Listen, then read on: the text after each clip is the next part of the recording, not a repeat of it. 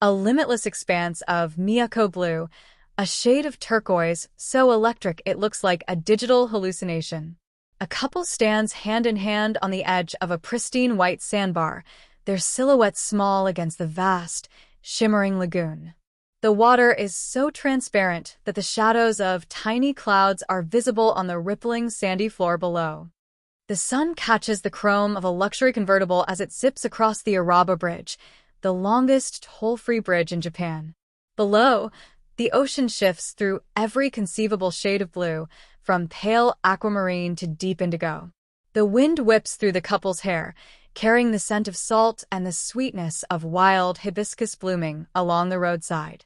The car pulls into a secluded resort where limestone walls are draped in overflowing purple bougainvillea. A private check-in occurs in an open-air lobby where the ceiling is made of weathered driftwood and local textiles.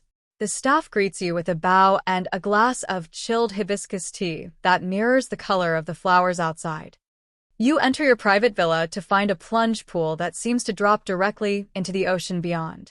The interior is a masterclass in organic luxury, featuring sand-colored stones and oversized glass doors that invite the outside in. The afternoon sun turns the shallow waters of Yonaha Maehama Beach into a field of liquid diamonds. You walk along the 7-kilometer stretch of sand, which is so fine it feels like powdered silk between your toes. In the distance, a lone paraglider hangs in the air, a tiny speck of color against the blinding azure. You wade into the warm, waist-deep water. Small, silver fish dart around your legs, visible through the water as if there were no medium at all between you and them. The sky is a flawless dome of cerulean, meeting the ocean in a line so sharp it looks like a knife's edge. This is the blue mirror effect, where the clarity of the water forces a clarity of mind. As evening approaches, the resort's private pier is transformed into a candlelit dining room under the stars. The camera captures the flickering flames of the torches as they compete with the last embers of the sunset. A waiter serves a platter of Miyako beef and local sea grapes, the flavors as vibrant as the scenery. The air is warm and heavy with the scent of the sea, creating a cocoon of intimacy that feels impenetrable. Night falls, and the Miyako sky reveals its secret, a starscape so dense it feels heavy. The Milky Way is a vivid, swirling galaxy of light that makes the resort feel like a tiny island in a cosmic ocean. You lie back on the deck of your villa, the sound of the infinity pools overflow creating a constant, soothing white noise. Morning arrives with a soft, peach-colored dawn that paints the limestone cliffs in shades of rose.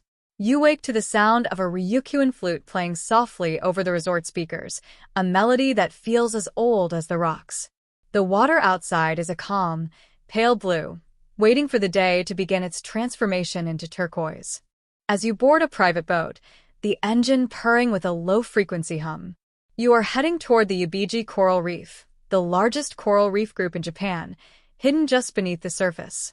The water changes from turquoise to a deep, royal purple as you cross the trench, the boat leaping over the gentle swells. The boat anchors in a lagoon that looks like it was poured from a bottle of ink. Below, the coral heads rise like underwater cathedrals, teeming with life in every crevice and crack.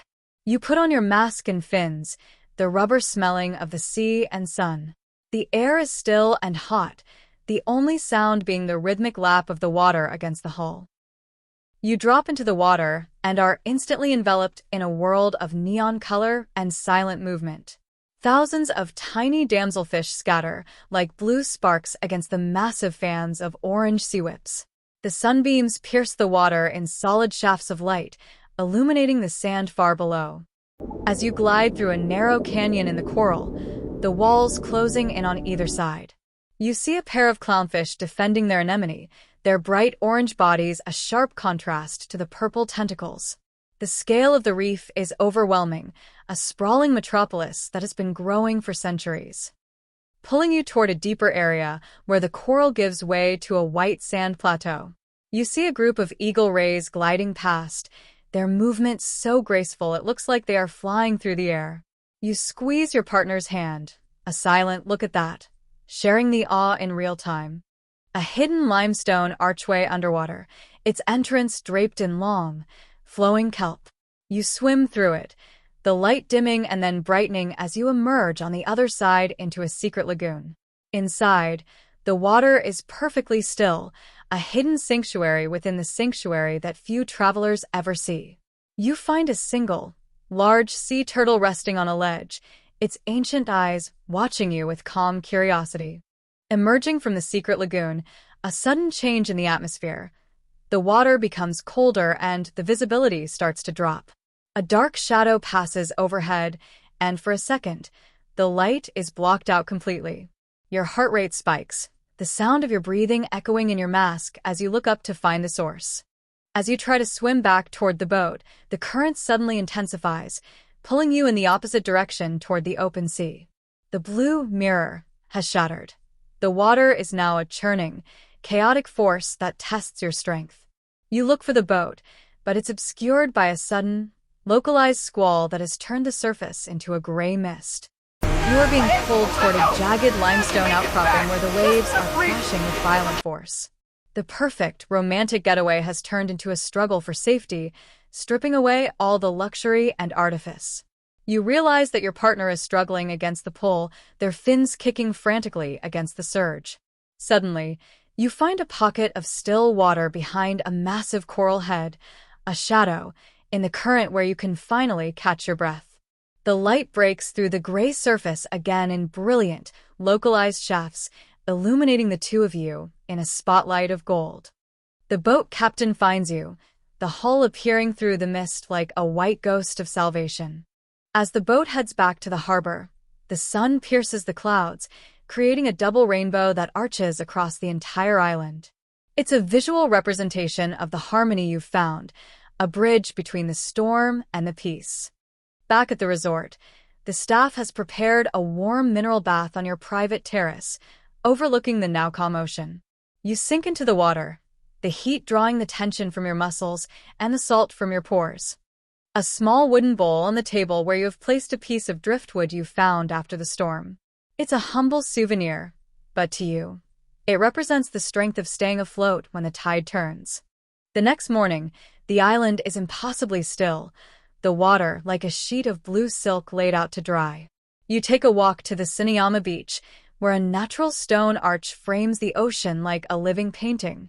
You sitting on the edge of a cliff at Higashi Henazaki, the easternmost point of the island.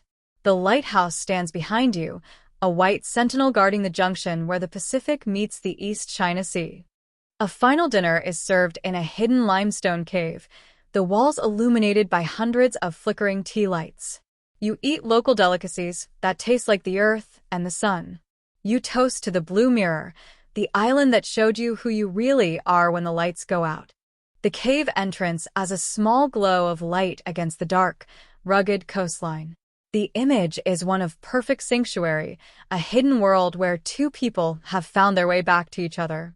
Your last morning is spent at a local workshop, where you learn to weave Miyako-jima, a traditional linen fabric that takes months to create. The process is slow and rhythmic, requiring patience and a steady hand to keep the threads from tangling. You standing on the balcony of your villa one last time, looking out at the Miyako Blue that first drew you here. The water is even more vibrant than you remembered, but it no longer feels like a mystery. As the plane takes off, looks down at the island, which looks like a blue jewel dropped into a darker sea. You see the Irabu Bridge, the limestone cliffs, and the white crescents of the beaches where you walked. The perspective from above reinforces the island's beauty, but you know the secrets it holds beneath the surface. We talk about how love is like the ocean, sometimes calm and turquoise, sometimes dark and surging, but always deep. The best travel isn't about the miles covered, but the emotional distance traveled. The sea turtle you saw in the secret lagoon.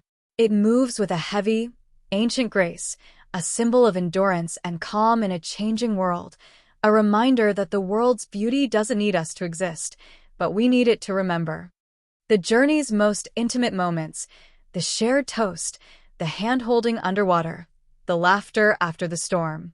It's a visual poem about the resilience of the human heart when given the space to breathe. The Miyako-jofu cloth you wove together, its intricate threads a testament to your shared effort. True romance isn't found in the destination, it's found in the person who makes the destination matter. Miyako-jima was the stage, but you were the actors. The luxury was the silence, the turquoise was the truth. The Irabu Bridge at night, its lights reflecting in the water like a string of pearls. It's a scene of quiet connectivity, a path between two worlds that remains open. The island continues its slow, ancient rhythm, the tides coming in and going out with mathematical certainty. You are invited to sit in the darkness, letting the feeling of the blue mirror stay with you. You are not just watching a romantic getaway, you are witnessing a homecoming.